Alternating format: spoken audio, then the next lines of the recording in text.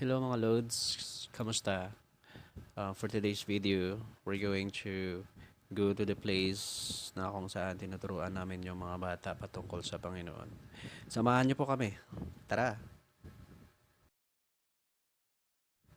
Pero bago yan mga loads, bumili muna kami ng pagkain kasi pagkatapos naming magturo, yun nga, pinapakain namin sila.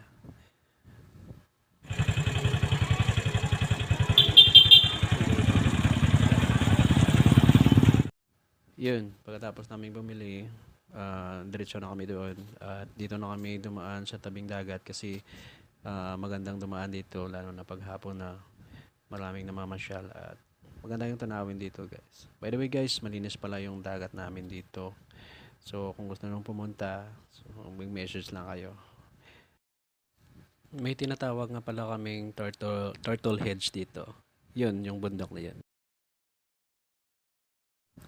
So yun nga guys, finally nandito na po tayo.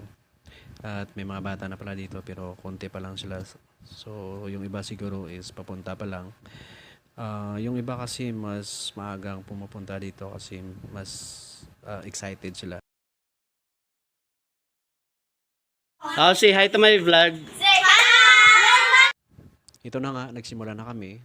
Sa umpisa, pinapakanta muna namin sila.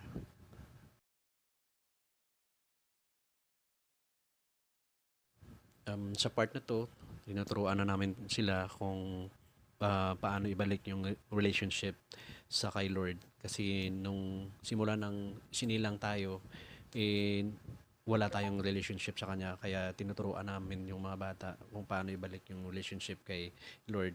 Kasi simula nung nakasala sina Adan at Eva, nawala yung connection yung relationship kay Lord. Kaya yun, tinuturuan namin sila.